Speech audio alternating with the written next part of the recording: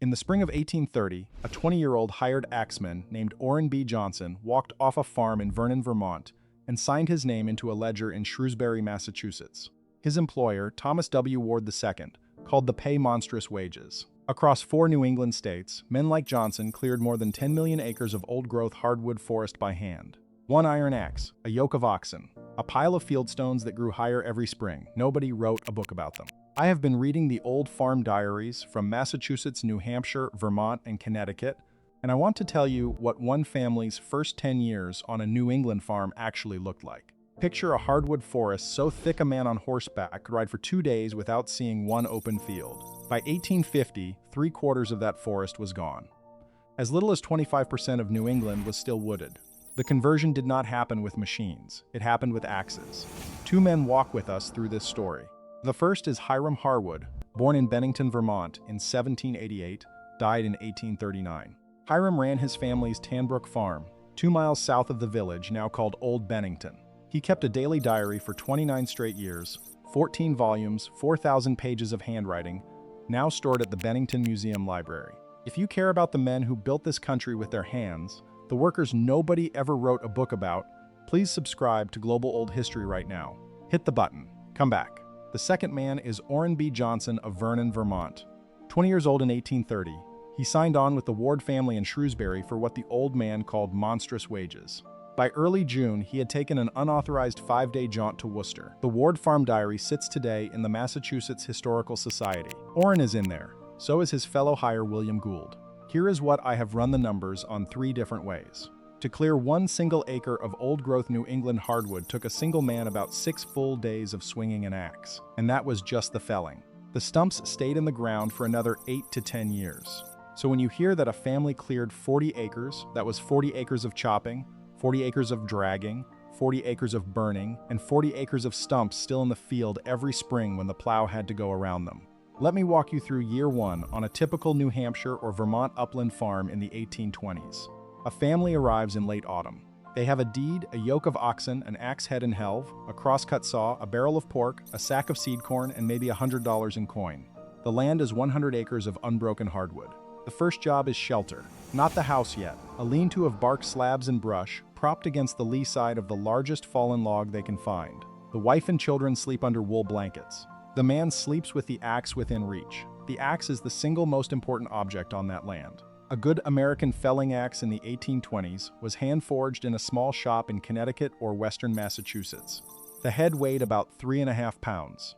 The helve was straight-grained hickory, shaped with a draw knife to fit the hand of the man who would swing it. A new axe cost about $1.25. A used axe, hammered out by a country blacksmith and rehung on a fresh helve, cost half that. The axe lived on a peg by the door. It was sharpened every evening with a small whetstone the man kept in his pocket. If the head loosened, he soaked the helve in water overnight so the wood would swell. If the helve broke, he made a new one from a straight hickory billet stored under the bed. A farm in 1798 kept an axe in service for 30 years. The oxen are the second most important asset. A good pair of working oxen in 1830 New England cost somewhere between $40 and $80, depending on age and training. That was the equivalent of several months of an axeman's wages. The oxen pulled the felled logs. The oxen pulled the stump puller. The oxen pulled the stone sledge. The oxen plowed the cleared ground in the 3rd or 4th year, when enough stumps had rotted to let the plow through. They worked in silence, on voice commands, G for right, haw for left, whoa for stop. They did not need shoeing on soft New England soil. They did not panic at the sound of a falling tree. A trained ox could work for 12 years, then go into the autumn beef barrel. The first tree comes down on the 2nd morning. A white oak, 3 feet across, maybe 400 years old. He walks around it once. He picks the lay, the direction he wants it to fall. Then he cuts a notch on the side facing the fall. 2 strokes, then 1, then 2, then 1, working with the grain. He cuts about 1/3 of the way through. Then he walks to the backside and starts the felling cut. The chips fly in a steady rhythm. About every 15 minutes, he steps back and listens for the small creak that says the tree is starting to move. If he hears it, he runs. A skilled axeman could fell a 30-inch white oak in about an hour. He could fell about a dozen smaller hardwoods in a day. The old Sturbridge Village Research Collection has the actual ledgers. The wages varied. In central Massachusetts in the 1830s, a hired axeman with board earned roughly 50 cents to $1 a day. In Hiram Harwood's Bennington, the rate was lower, sometimes only 33 cents. By the 1840s, in the Connecticut River Valley, a top axeman could earn $1.25 a day, the same as the canal diggers. Orrin Johnson's monstrous wages, the figure that made old Mr. Ward shake his head, was around $12 to $15 a month with board. For a 20-year-old farmhand in 1830, that was real money. To put that wage in context, the Ward family farm at Shrewsbury hired more than 200 contract workers and another 180-day workers over the course of 70 years. The American Antiquarian Society paper on the Ward laborers lays out the system in detail. A contract hand signed on for the season, usually April through November, ate at the family table, slept in the loft of the house or the back room of the barn, and was paid a lump sum in coin at the end. A day worker came in for a specific job, swung an axe or pitched hay for 10 hours, took 50 cents or $1 and a meal, and walked home at sunset. The Ward farm balanced both kinds of labor against the rhythms of the year. April was for fencing. May and June were for planting. July and August were for haying. September was for harvest. October and November were for chopping wood for the winter and for the potash ashery. December through March was the lean season. The hired men were paid off in November and walked home or walked west. Quick pause. If these stories matter to you, I am putting them into a series of books. The men nobody wrote a book about, the ones who built this country with their hands. Volume 1 is out now. Scan the code on your screen or click the link in the description. Then come back, because what happened next is the part most people never hear. Now, here is the part nobody tells you. The felling was the easy part. After the tree was down, the man and his oxen had to limb it, buck it into manageable lengths, drag it to a clearing edge, and then either split it into rails for fence, saw it into boards if a sawmill was within 10 miles, or roll it onto a brush pile to burn. Most of it burned. There was simply too much wood and not enough market. By 1820, a New England farmer could produce more cordwood in a single autumn than the closest village could buy in 5 years. So the wood went up in smoke. But that smoke was not waste. Settlers learned to skim the ashes from the burn piles and carry them in wooden buckets to a stone-lined leaching vat. Water trickled through the ashes. The dark liquid that drained out the bottom was lye. They boiled the lye down in a 40-gallon iron kettle, kept it boiling for 2 days and 2 nights, and what they pulled out was a hard black crust called potash. Potash was the first United States patent ever granted, in 1790, awarded to Samuel Hopkins of Pittsford, Vermont. It sold for cash money in the village. 1 acre of cleared hardwood, burned and leached properly, could yield 6 to 8 bushels of potash, worth $30 to $40. That was sometimes the difference between a family eating wheat bread in February and a family eating boiled corn. The potash trade was the first cash economy on the New England frontier. A village ashery would buy ashes by the bushel, run the leaching and boiling itself, and ship the finished potash in heavy wooden barrels down the river to Hartford or Boston, or down Lake Champlain to Montreal. From the seaports, the potash went across the Atlantic to British soap makers, British glass works, and British textile bleachers. A New England farmer cutting his hardwood lot in 1820 was, without knowing it, part of the supply chain for a Manchester cotton mill. The smoke that rose off his brush pile carried his rent for the year. The Plainfield, Massachusetts Historical Society records describe asheries as common in every settled town. The pearlash, the finer grade of potash, even went into early American baking, the chemical leavener that made the famous Yankee cornbread rise before yeast or baking soda became widely available. The Harwood Diary at the Bennington Museum has dozens of entries about ash kettles, potash boilings, and the cordwood Hiram and his hired men cut every autumn. He was running a dairy and a cheese operation. The cleared upland gave him pasture for the cows. The burned piles gave him cash for the rest. The whole farm economy of New England in 1820 rested on 3 things: an axe, an ox, and an ash heap. Now let me talk to you about the stumps. A felled tree leaves a stump, and a New England hardwood stump does not rot for a long time. The agricultural historians who studied the old farm journals say a hardwood stump persisted in the ground for 8 to 10 years. A pine stump with all that resin could persist for 20. So when a farmer cleared an acre, his field was still a field full of stumps. The early historians estimate the stumps took up about 1/8 of the surface area of every freshly cleared field. The corn went in between them. The plow went around them. The oxen learned the path by memory. If you have ever walked an old New England pasture and seen a low ring of rotted wood under the grass, you have walked over a stump that an axeman from 1830 knew personally. He cut it. He left it. It outlived him. The only way to get the stumps out before nature took them was with a stump puller. The earliest ones were simple.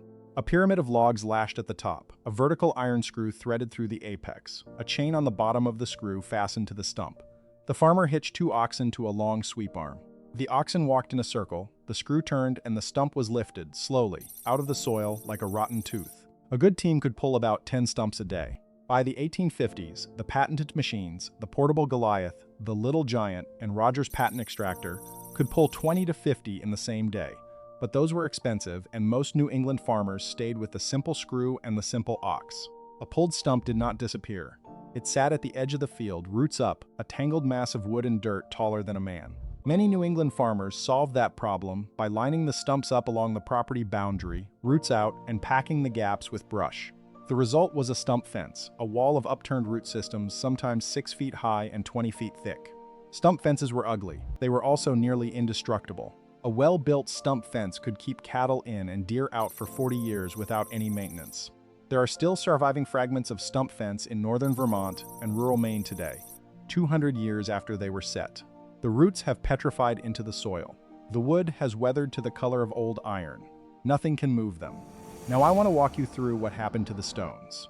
Every spring in New England, the ground freezes deep, the soil heaves, and the stones rise. They have been rising for 10,000 years, ever since the glaciers retreated.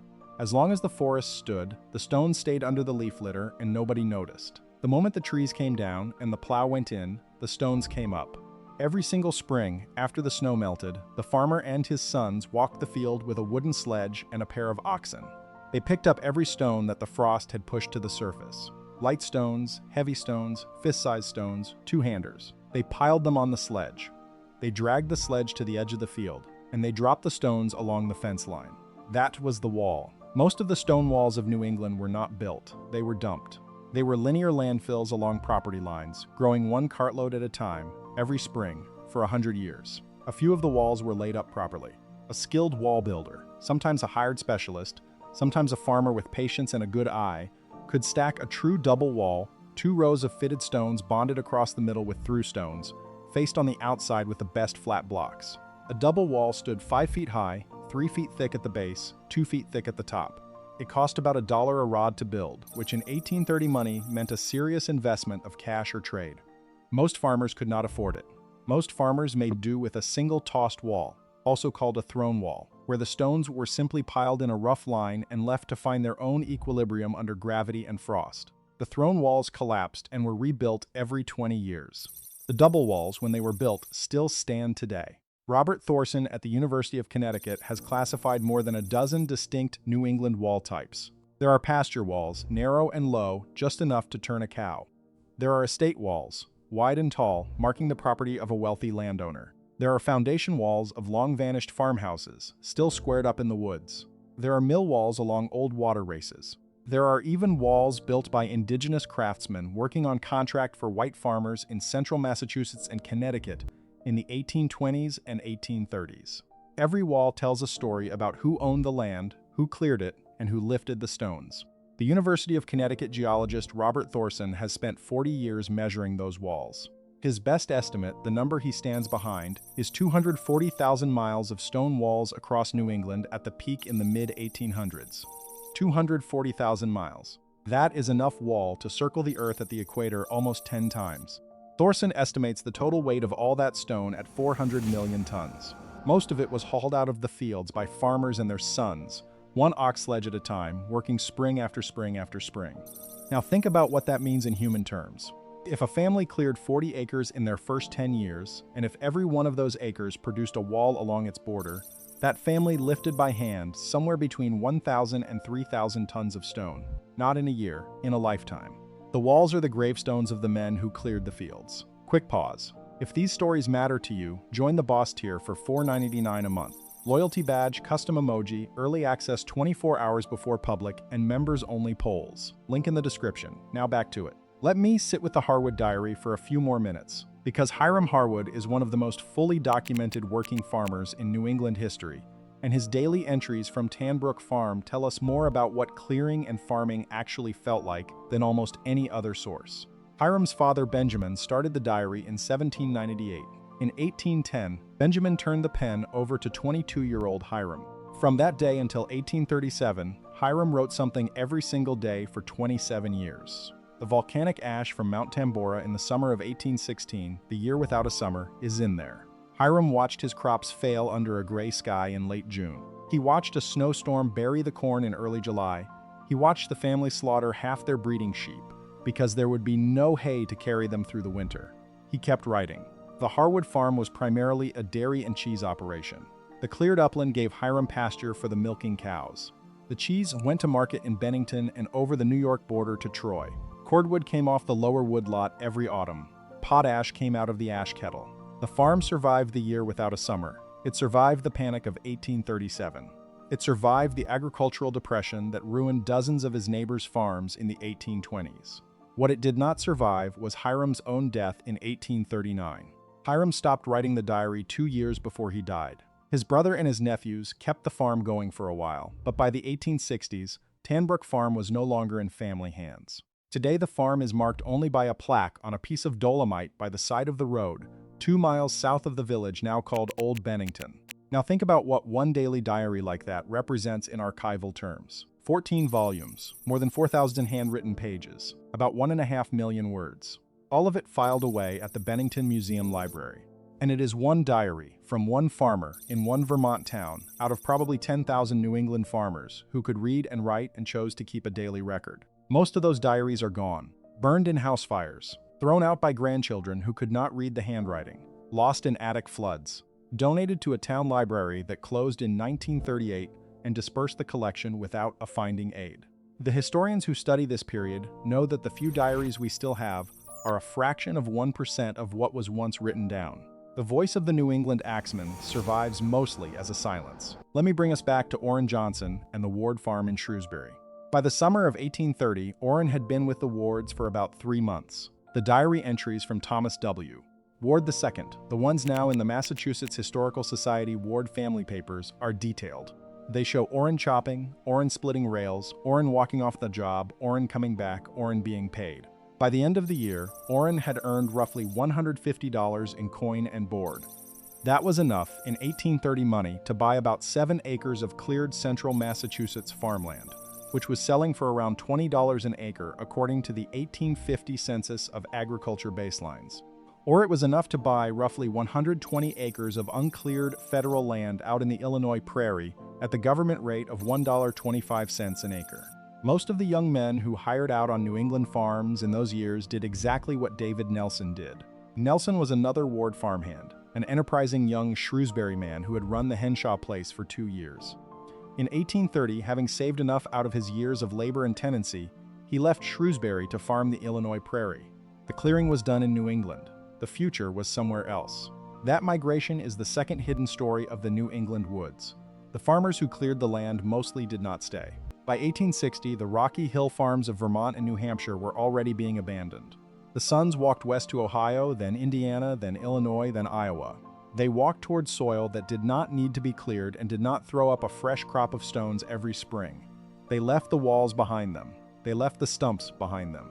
They left the cellar holes behind them. The Vermont Historical Society records the scale of that exodus in plain numbers. In some Vermont hill towns, the percentage of native-born residents leaving the state climbed past 40% by 1870. Whole townships emptied. Schools closed. The general store nailed its door shut. The Vermont state population growth went nearly flat between 1850 and 1900, while Illinois, Indiana, and Iowa grew by millions. The Civil War took another generation of young men off the New England farms and gave them a glimpse of the wider country. Most of the survivors did not come back. The lure of the West, the upheaval of the war, and the steady growth of the mill cities pulled the children off the land their grandfathers had cleared. The farms went back to brush first, then to white pine. A pasture abandoned in 1870 was covered in waist-high pine seedlings by 1880. By 1920, the pines were 60 feet tall and ready for the saw. By 1950, hardwood was coming back underneath the pines, and the second forest of New England was on its way to maturity. The walls stood through all of it. The walls did not care. Today, more than 80% of New England is forested again. If you walk into those woods on almost any state forest trail in Massachusetts or New Hampshire or Vermont or Connecticut, you will sooner or later cross a stone wall.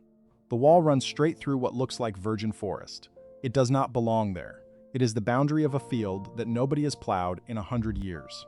Now I want to talk to you honestly about the men who did not come home from the woods. The clearing work killed people, not in great battles, in small, quiet accidents. A widowmaker, a dead limb hung up in the canopy, breaking loose and falling on the axemen below. A misjudged lay, a tree falling the wrong way, pinning a man under 3,000 pounds of green oak. A brush fire jumping its line on a dry afternoon, catching the wind, sweeping across an entire township in 1825 or 1862.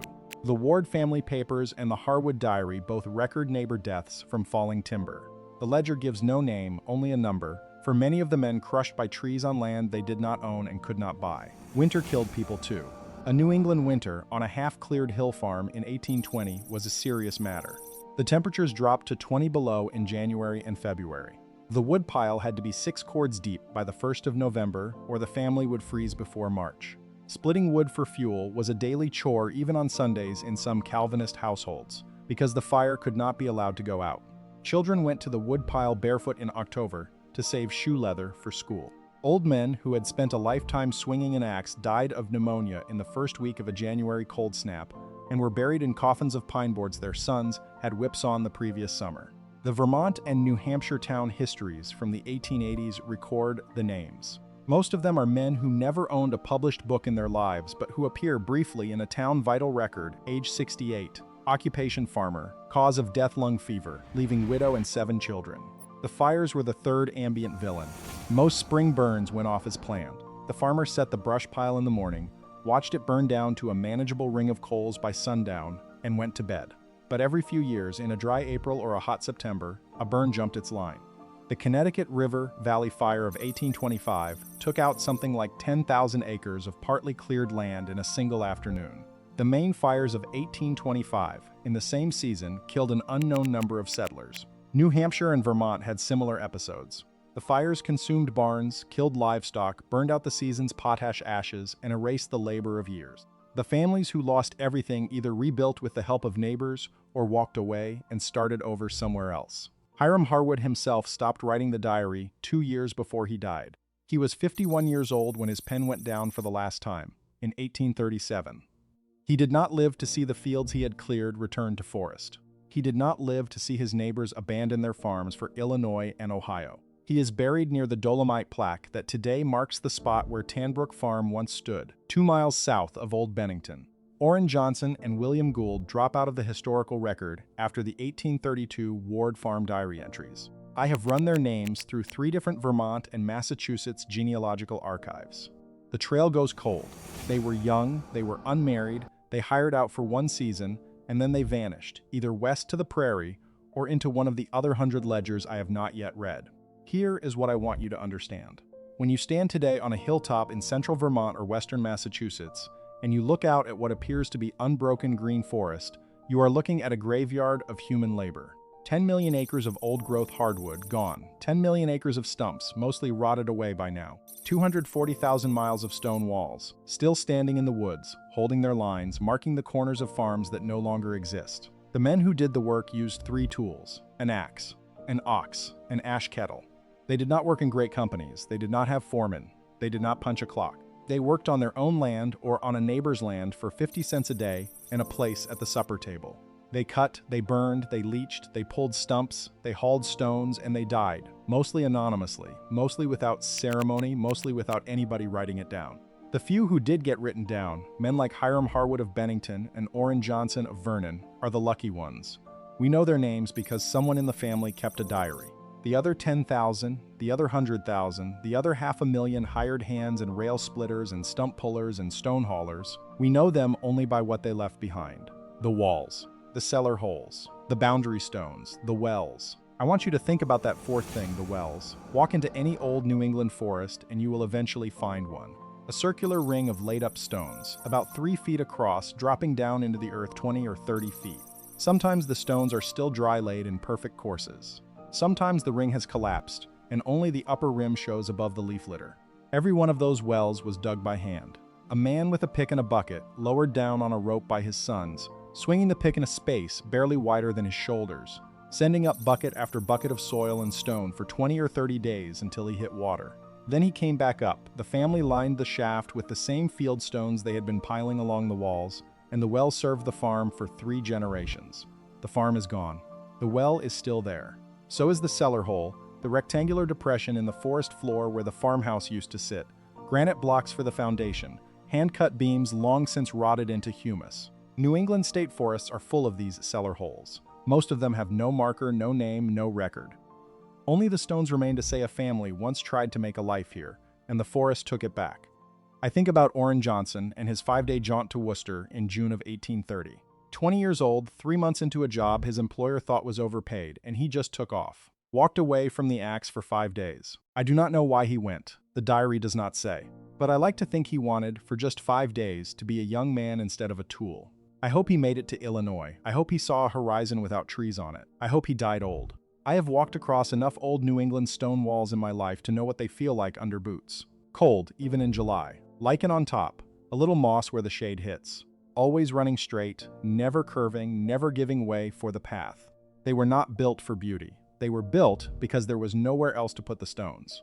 A father and his sons, walking the same field every April for 40 years, throwing the same kind of weight onto the same line. And then the field went back to woods and the walls stayed. That is the story of the New England farm, not the romance of the clean white house and the red barn. The slow, repetitive, backbreaking removal of a forest by hand. 10 years of axe work. 40 years of stone work. A lifetime of cordwood, ashes, and oxen. I do not think we will ever see work like that again in this country. I do not think we should have to. But I think we owe the men who did it the courtesy of remembering their names when we can find them, and the courtesy of saying so when we cannot. Hiram Harwood of Tanbrook Farm, Orrin B. Johnson of Vernon, David Nelson of Shrewsbury, William Gould of Vernon, and the 10,000 others whose names are gone but whose walls are still standing in the woods. One more thing before you go. Every name I find, every number, every record, I am collecting it all into a series of books so these men are not forgotten again. Volume 1 is available right now. Scan the code on your screen or follow the link in the description. See you in the next one.